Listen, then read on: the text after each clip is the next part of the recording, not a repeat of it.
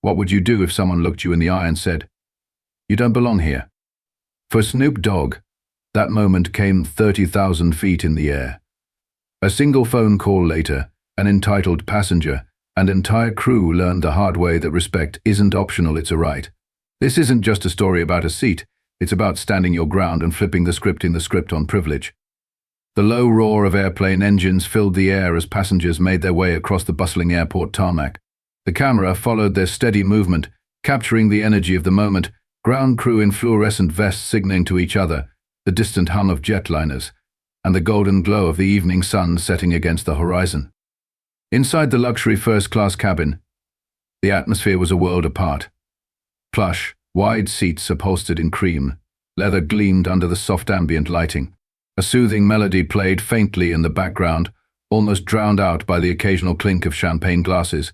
Each seat was equipped with a personal entertainment system, a sleek tablet nestled neatly in its holder, and a soft blanket folded precisely on the armrest.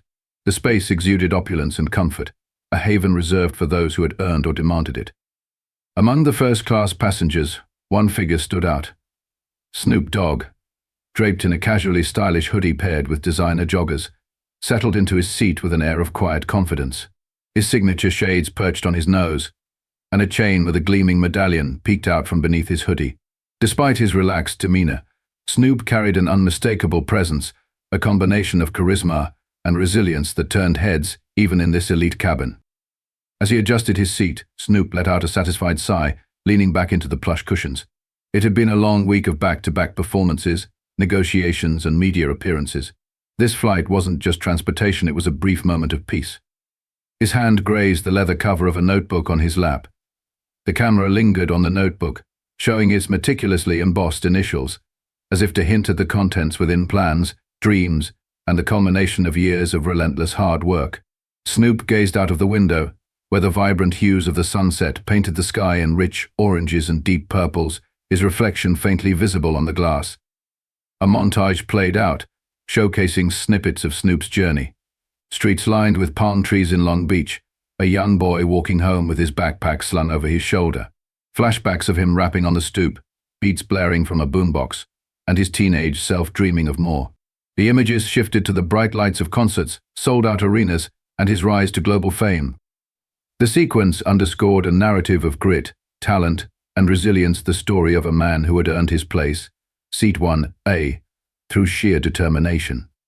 The cabin crew moved swiftly, preparing the passengers for departure. A flight attendant greeted Snoop with a warm smile, handing him a glass of sparkling water. He accepted it with a nod, savoring the brief tranquility. Around him, the murmur of fellow passengers and the faint rustle of magazines created a serene rhythm. Yet beneath this calm, there was a subtle energy in the air, a sense that something was about to disrupt the harmony. The camera panned to the cabin entrance, where voices echoed faintly. A late arrival. The hum of privilege, entitlement, and assumption edged into the atmosphere. The scene was set for what was to come. The soft murmur of conversation in the first-class cabin faltered as the unmistakable sound of sharp heels echoed from the entrance. Heads turned subtly, their curiosity piqued as a tall, impeccably dressed woman entered with an air of authority. Elizabeth Stokes, her name, embroidered onto her luggage tags in delicate gold script, was the embodiment of entitlement. Her tailored blazer, studded designer bag, and glittering jewelry screamed luxury, but her sharp tone carried the real weight of her presence. "This must be a mistake," Elizabeth said loudly, her voice slicing through the calm ambience like a razor. She waved a manicured hand at a flight attendant near the doorway, her expression a mix of disdain and impatience. "Seat 1A. That's my seat, and I expect it to be handled immediately." Passengers exchanged wary glances, some turning back to their magazines and tablets to avoid being drawn into the unfolding tension. Elizabeth's companion, a nervous brunette clutching an oversized tote, whispered something inaudible, but Elizabeth brushed her off with a dismissive wave. As Elizabeth made her way down the aisle, her gaze fell on Snoop Dogg, comfortably seated in one ear. Her eyes narrowed, her perfectly arched brows furrowing slightly, as if processing something out of place. Pausing beside his seat, she tilted her head and forced a smile that didn't reach her eyes. "Excuse me," Elizabeth began, her tone saccharine but laced with condescension. "I believe there's been a mix-up. This seat is actually mine." Snoop looked up from his notebook, his expression calm but unimpressed. He adjusted his shades slightly, meeting her gaze with a steady confidence that threw her off. "Not a mix-up," he said simply. "This is my seat." Elizabeth's smile tightened. "I'm sure it's a misunderstanding," she said, gesturing vaguely at the cabin. "You see, I'm a gold-tier member with the airline. I always book 1A, it's my preferred seat. Perhaps you'd be more comfortable elsewhere." Snoop leaned back, his voice unwavering. "I booked this seat weeks ago. I'm staying right here." The tension between them thickened as Elizabeth's veneer of politeness began to crack. Her companion tugged at her sleeve, whispering again, but Elizabeth ignored her. Instead, she turned to a passing flight attendant, her voice sharper now. "Excuse me," she said briskly. "There's clearly been an error. This gentleman is in my seat. Could you check his ticket, please?" The young flight attendant, clearly nervous, approached cautiously. "Of course, ma'am," he said, before addressing Snoop. "Sir, may I see your boarding pass?" Without hesitation, Snoop pulled the ticket from his leather briefcase and handed it over. He didn't flinch, his calm demeanor unwavering, despite the attention now focused on him. The flight attendant scanned the ticket and nodded, his expression apologetic. "This seat is correctly assigned to Mr. Dogg," he confirmed, handing the ticket back. Elizabeth's lips pressed into a thin line. "That can't be right," she snapped, her tone rising. "He must have bought a last-minute upgrade. I always fly 1A, it's reserved for elite members like me." Snoop raised an eyebrow but said nothing, letting the weight of her words hang in the air. "Ma'am," the flight attendant interjected carefully, "this seat was reserved in advance. Mr. Dogg has every right to remain here." Elizabeth's composure slipped further, and she turned back to Snoop, her eyes narrowing. "Look, I'm trying to be reasonable here," she said, her voice teetering between forced patience and thinly veiled aggression. "It's just a seat. Surely you can move to another one." Snoop's expression didn't waver. "I paid for this seat, and I'm staying here," he said firmly.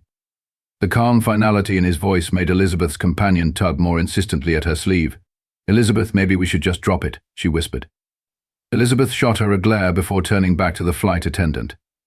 "I want to speak to your supervisor," she demanded, her voice sharp enough to make the attendant flinch. "This is unacceptable. I'll take this all the way to corporate if I have to." The cabin fell silent as passengers tried to mask their intrigue. Some glanced discreetly at the scene unfolding, while others buried their faces in newspapers or pretended to scroll on their phones.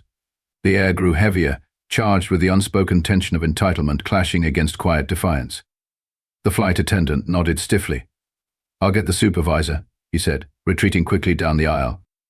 Elizabeth folded her arms, standing her ground beside Snoop's seat, as if her mere presence would intimidate him into submission. But Snoop remained unfazed. He took a sip of his water, then returned his attention to his notebook, the movement deliberate and dismissive. "Unbelievable," Elizabeth muttered under her breath, loud enough for Snoop to hear. "People just don't understand respect these days." Snoop didn't look up, but a faint smirk tugged at the corner of his mouth. He had seen this play out before, in countless subtle ways over the years. This was no different. The camera lingered on Elizabeth's clenched fists, the tension in her jaw, and the restless shifting of her companion. The faint sound of the supervisor's heels clicking down the aisle signaled the next phase of the confrontation. The sound of deliberate, measured footsteps broke the tense silence in the first-class cabin. Diane, the flight supervisor, approached with the practiced authority of someone who had seen her share of disputes at 30,000 feet. Her crisp uniform was immaculate, but the faint crease on her brow betrayed her unease. "Good evening," Diane began, her tone polite but firm as she addressed Elizabeth. "I'm Diane, the flight supervisor. I understand there's an issue with your scene." Elizabeth wasted no time launching into her tirade. "Yes, there is," she said, her voice sharp and loud enough to draw glances from nearby passengers. "This seat," she gestured dramatically to Snoop in 1A, "is supposed to be mine. I'm a Platinum Elite member, and I always fly in this seat. I don't know why I've been assigned elsewhere, but I need this resolved now." Diane nodded patiently, her eyes shifting briefly to Snoop, who sat calm and composed, his notebook resting on his lap. "I see," Diane said carefully. "Let me take a look." Turning to Snoop, Diane softened her tone. "Mr. Dogg, I understand this seat is assigned to you." However, she paused, to help resolve the situation peacefully. Would you consider moving to another seat? It's still in first class, of course. Snoop leaned back slightly, adjusting his shades as he regarded Diane. His expression was calm but unyielding. I booked this seat weeks ago, he said, his voice steady. I paid for it fair and square. I'm not moving. Diane hesitated. She had dealt with many high-profile passengers, but Snoop's quiet demeanor carried a weight that made her cautious. She turned back to Elizabeth. Mrs. Stokes, Mr. Dogg is correct. This seat is rightfully his according to our records. Elizabeth's composure began to slip. I'm sorry, she said, her tone taking on an incredulous edge, but this is completely unacceptable. I've spent years flying with this airline. Do you know how much money I've spent on tickets? I'm a loyal customer, surely that counts for something? Diane's practiced neutrality remained intact, but there was a flicker of tension in her eyes. I understand your frustration, she said evenly, and I assure you we value your loyalty, but the seating assignments are final. Mr. Dogg is entitled to remain in his seat. Elizabeth let out a short, humorless laugh. People like me, she said, her voice tinged with an air of superiority, are the reason this airline stays in business. She turned to Snoop with an icy glare. And people like him just don't belong here. The air in the cabin froze. Diane's polite mask faltered, her lips pressing into a tight line. Passengers who had previously avoided looking now exchanged glances, their discomfort palpable. Snoop didn't flinch. Instead, he calmly closed his notebook and rested it on the tray table in front of him. He met Elizabeth's glare with a steady, unwavering gaze. Respect, Snoop said, his voice low but resonant, cutting through the silence like a knife, isn't something you negotiate, it's something you give. Elizabeth's face reddened, her confident facade cracking under the weight of Snoop's words. Her companion squirmed uncomfortably beside her, whispering something too low for anyone else to hear. Diane took a small step forward, her voice tightening with quiet authority. Mrs. Stokes, she said firmly, I must ask you to return to your assigned seat. This issue has been resolved. Elizabeth opened her mouth to argue but faltered. The silent judgment of the cabin pressed down on her. She huffed, crossing her arms like a child, denied their favorite toy, and muttered, unbelievable. Diane turned to Snoop, her voice quieter. Thank you for your patience, Mr. Dogg, she said. Snoop gave her a single nod, his demeanor unshaken. As Diane moved to address other duties, Elizabeth sat stiffly in her seat, her frustration simmering just beneath the surface. The tension lingered, thick and unspoken, as the cabin settled back into an uneasy quiet. For the passengers who had witnessed the exchange, the message was clear. This wasn't just about a seat, it was about something much deeper. The cabin was quiet now, though the tension still hung heavy in the air. Snoop leaned back in his seat, his expression calm but calculating. Slowly, deliberately, he reached into the pocket of his hoodie and pulled out his phone. With a swipe and a few precise taps, he made a call, his demeanor unbothered yet purposeful. The faint buzz of the phone ringing filled the space as he glanced briefly out the window, the golden glow of the tarmac lights flickering on the glass. On the third ring, a smooth, authoritative voice answered. Marcus, Snoop said, his tone measured but carrying a weight that demanded attention. I'm on flight 827, first-class cabin. We've got a problem. The passengers nearest to him exchanged curious glances, their gazes darting from Snoop to Elizabeth, who sat a few seats away, glaring daggers in his direction. The whisper of his low, calm voice carried just enough to make them wonder what was happening. Marcus, head of corporate affairs for the airline, and one of Snoop's close eyes, responded quickly. What's going on? Snoop kept his tone steady as he described the situation, the entitled passenger, the dismissive flight supervisor, and the subtle but unmistakable prejudice that had permeated the exchange. His words were deliberate, cutting through the narrative with precision. Marcus, Snoop continued, this ain't just about me. It's about how people like me are treated. You know I've dealt with this kind of thing before, and I've let it slide. But not this time. I want accountability. Marcus's voice carried a reassuring calm. Understood. Don't worry, Snoop. This will be resolved before takeoff. I'll handle it personally. Snoop nodded slightly, his lips curving into a faint smirk. I know you will. That's why I called you. As he ended the call, Elizabeth let out a sharp, derisive laugh from her seat. She leaned toward her companion and muttered loudly enough for others to hear. He thinks making a phone call is going to change anything. Please. The dismissive comment was meant to wound, but Snoop didn't flinch. Instead, he leaned forward, placing his phone on the tray table with a sense of finality. His calm, unbothered demeanor spoke volumes, a silent counter to Elizabeth's escalating frustration. Across the aisle, a young couple exchanged uneasy glances. The woman, clutching a paperback novel, whispered to her partner, "Do you think they'll actually do something about this?" Her partner hesitated, his eyes darting between Snoop and Elizabeth. "I don't know," he replied softly, "but I hope so. He doesn't deserve this." Behind them, an older man in a business suit glanced up from his newspaper, his expression unreadable. Though he remained silent, the flicker of disapproval in his eyes suggested he wasn't on Elizabeth's side. Meanwhile, the flight crew moved cautiously through the cabin, their movements subdued. The supervisor, Diane, whispered urgently to one of the attendants near the galley. They glanced nervously towards Snoop, clearly sensing the shift in power dynamics. Elizabeth, however, seemed oblivious to the undercurrent. She leaned back in her seat with exaggerated confidence, her voice rising again. "This is ridiculous," she declared loudly, drawing a few subtle looks from other passengers. "I'm Platinum Elite. I've flown with this airline for years, and they treat me like this. Unbelievable." Her companion, fidgeting uncomfortably, murmured, "Maybe we should just let it go, Elizabeth. It's not worth all this." Elizabeth shot her a withering glare. "Let it go? Absolutely not. People like him need to learn their place." The words, dripping with disdain, caused a visible ripple through the cabin. A woman a few rows back glanced up sharply, her disapproval clear. Even Diane, overhearing the comment, froze for a split second before continuing her hushed conversation with the attendant. Snoop, however, remained serene. He didn't respond, didn't even glance in Elizabeth's direction. Instead, he reached for his notebook, flipping it open to a blank page and picking up a pen. With smooth, deliberate strokes, he began writing, his focus unwavering.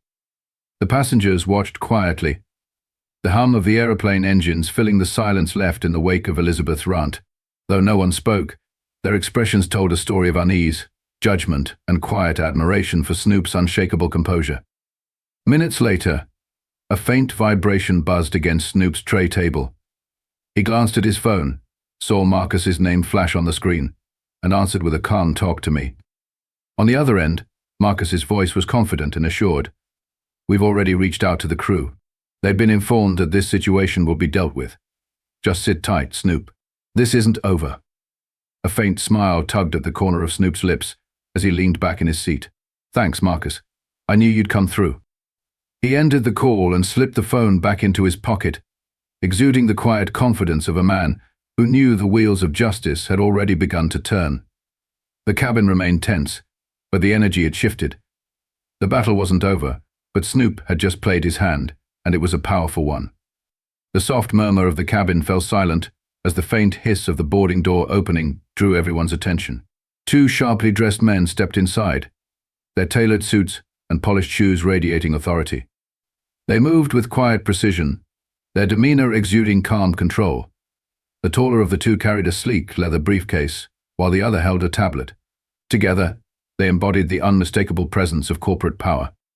Diane, standing near the galley, felt her stomach tighten as they approached. She straightened her posture, smoothing her uniform nervously. Elizabeth, seated with her arms defiantly crossed, glanced at the men with a mix of curiosity and annoyance. The passengers in first class exchanged discreet glances, their intrigue palpable. "Miss Lewis," the taller man said, his voice firm but composed. "I'm James Carter, VP of Customer Experience.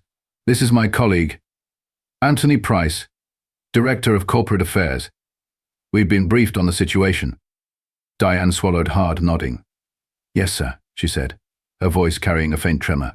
"I was just trying to—" "Save it," Carter interrupted, holding up a hand.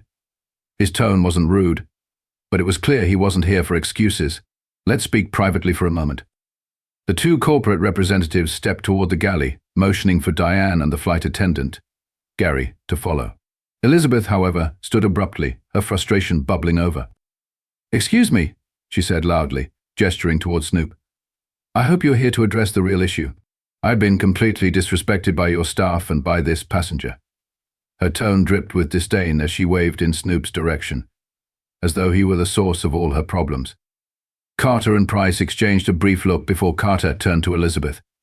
His polite but firm tone cut through her tirade. "Mrs. Stokes, please remain seated. We'll address your concerns shortly." Elizabeth blinked, caught off guard by the lack of deference. She sank back into her seat, glaring daggers at Snoop, who hadn't so much as flinched.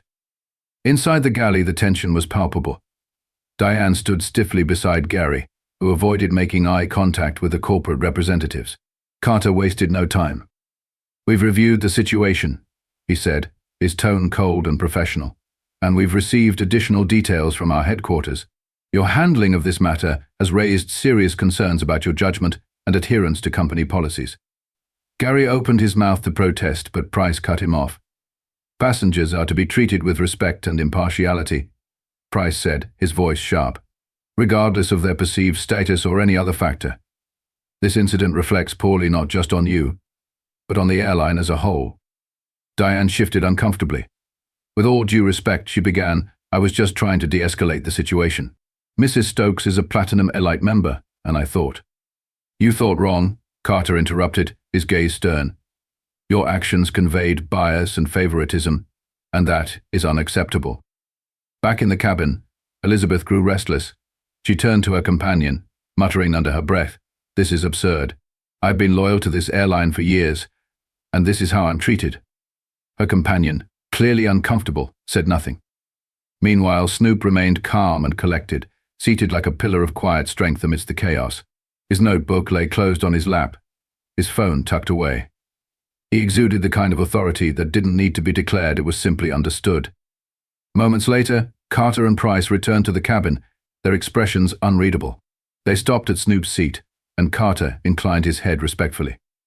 "Mr. Dogg," he began, "we'd like to extend our sincerest apologies on behalf of the airline for the way this situation has been handled."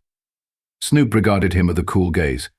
"I appreciate the apology," he said, his voice calm but firm, "but I'm not interested in words. I expect accountability, not apologies." The simple statement hit with the weight of a hammer. Passengers who were pretending not to listen shifted slightly, clearly moved by his measured response. Elizabeth, however, couldn't remain silent. She shot out of her seat again, her frustration boiling over. "This is ridiculous," she snapped. "I was only standing up for myself. Why am I being treated like the villain here?" Price turned to her, his expression neutral but his tone cutting. "Mrs. Stokes, we've reviewed the events leading up to this moment, including statements from passengers and crew. Your behavior has been deemed disruptive and discriminatory. This behavior violates our airline's code of conduct." Elizabeth's face flushed deep red. "Discriminatory? I never said anything like that," she sputtered. Carter's lips pressed into a thin line. "Your comments about people like him were not only inappropriate but deeply unprofessional. They created a hostile environment for both our staff and passengers." Snoop leaned back slightly, folding his arms as he watched the exchange. He didn't need to say anything. His silence, paired with his composed demeanor, spoke louder than any rebuttal could. The other passengers exchanged knowing looks. Some nodded subtly, silently supporting Snoop's stance, while others simply observed, fascinated by the unfolding dynamic. Carter turned back to Snoop. "We take this incident very seriously. The individuals involved will face immediate consequences and will ensure systemic changes are made to prevent this from happening again." Snoop gave a single nod, his tone still calm. "That's what I wanted to hear." Elizabeth, seething but out of arguments, sank back into her seat, her indignation replaced by simmering humiliation. The power dynamic had shifted entirely, leaving no question about where authority truly lay. The first-class cabin sat in tense silence as the corporate representatives stood with unyielding authority. Diane and Gary lingered near the galley, their postures stiff, knowing the weight of the moment. James Carter, the VP of Customer Experience, cleared his throat, drawing all eyes to him. "Effective immediately," Carter said, his voice crisp and devoid of emotion. "Both of you are relieved of your duties for the duration of this flight, pending a full investigation into this incident." Diane's eyes widened, a flicker of disbelief crossing her face. "Sir, I was only—" "There's no need for explanations now," Carter interrupted firmly. "You'll have the opportunity to provide your account during the investigation. For now, your actions have compromised the integrity of this flight and the experience of our passengers. Please collect your belongings." Gary, visibly pale, opened his mouth to protest but thought better of it, his usual bravado now replaced by quiet panic. With stiff movements, he and Diane made their way to the galley to gather their things, their removal marked by the murmurs of passengers watching the fall of authority. Meanwhile, Carter turned his attention to Elizabeth, who sat rigid in her seat, her expression an unfiltered mix of indignation and panic. "Mrs. Stokes," Carter said, his tone sharp, "your behavior today has been reviewed, and it is clear that it does not align with the values of this airline. Effective immediately, your Platinum Elite status is revoked, and you will be removed from this flight." The color drained from Elizabeth's face as the weight of his words sank in. "What?" she stammered, her voice rising. "You can't be serious.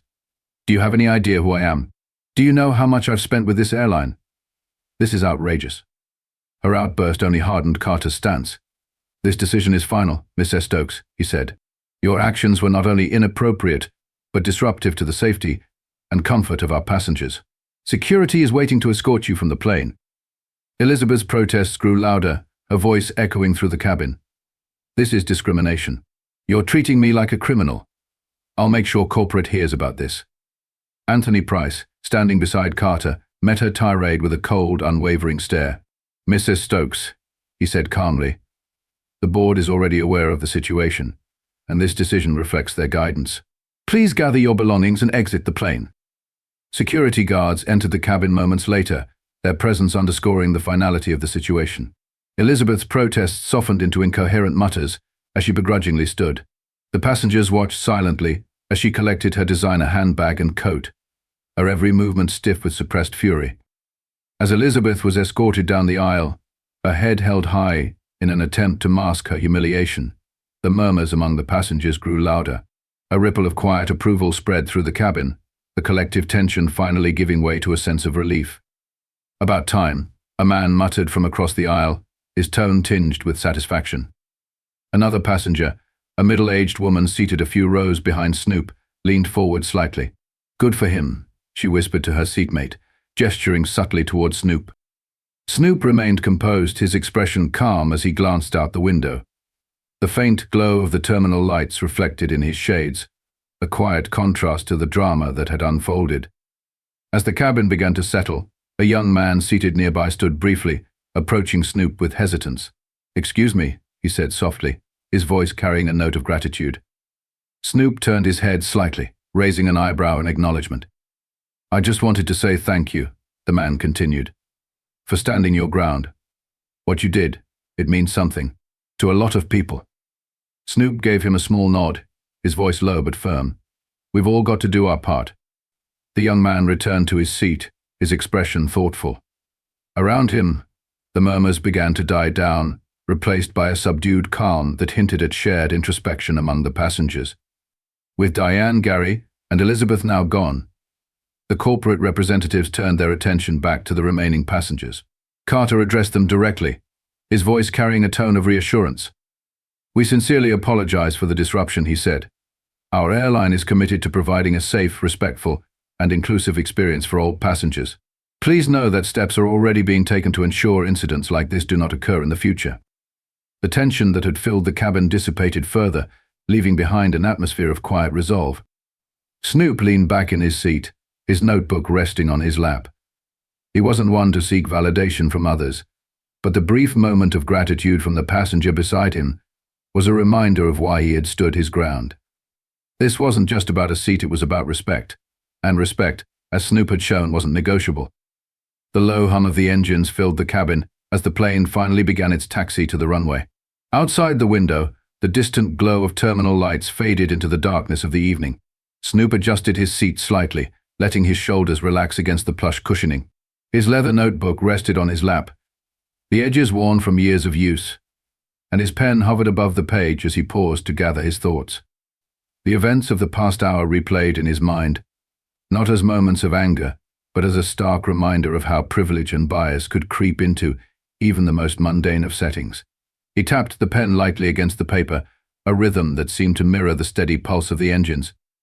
This wasn't the first time Snoop had faced something like this, being underestimated, singled out, or challenged for occupying a space others believed wasn't meant for him. But this moment, on this plane, felt different. It wasn't about him alone. It was about the countless others who had been made to feel small, who hadn't had the platform or the opportunity to push back. Snoop began to write, his pen moving with deliberate strokes. Accountability is the key to progress. Without it, privilege runs unchecked, and injustice becomes routine. He paused, rereading the words, then underlined accountability. The word felt heavier now, more meaningful. This wasn't just a note for himself, it was a reminder for anyone who might read it in the future. As the plane lifted into the sky, Snoop let the pen fall still and leaned back in his seat. His eyes, half hidden behind his iconic shades, gazed out the window into the darkness. He thought back to his younger days, growing up in Long Beach. He could still picture the streets where he once walked, the rhythm of his hometown etched into his soul. Back then, the odds had been stacked against him: limited resources, systemic barriers, and a world that often doubted his potential. But those challenges had shaped him.